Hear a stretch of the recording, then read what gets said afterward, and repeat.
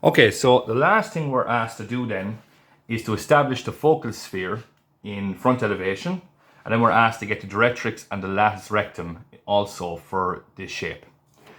So the first thing is we're going to get the focal sphere. So the focal sphere has to touch the cutting plane on both sides of the cone at the same time.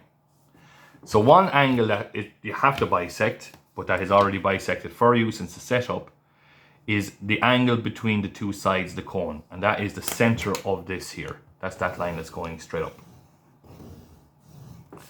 Another angle you have to bisect is the angle between the cutting plane and the cone, and you have two options. You can bisect the angle at 6, you could bisect the angle at 5. Both will achieve the exact same solution.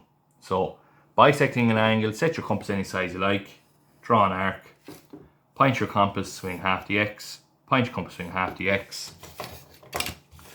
Join the center of that X back to 5. Where that crosses over the first bisector, which is here, that is now the center for your focal sphere. To get the exact radius and also at the same time to get the latus rectum, I am going to go perpendicular to the cutting plane through that point. So I'm just set myself up. Perpendicular to the cutting plane through the center of the sphere.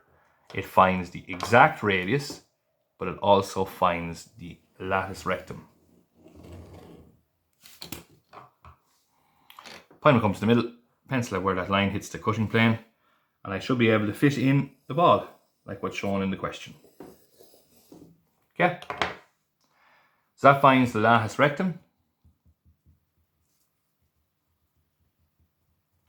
We now have the focal sphere, and then the last thing to do is to get the directrix. Okay?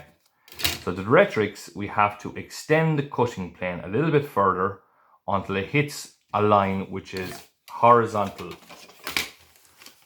to the cone. So just to show you quickly in terms of a sketch before we go into it, if I had an upright cone and I have my focal spheres and I'm looking for my directrix, well, this will be my cutting plane. Okay, I make my cutting plane a bit longer, middle of the cone, middle of the sphere, I go across. That will be where the directrix is. So this is the middle of mine here.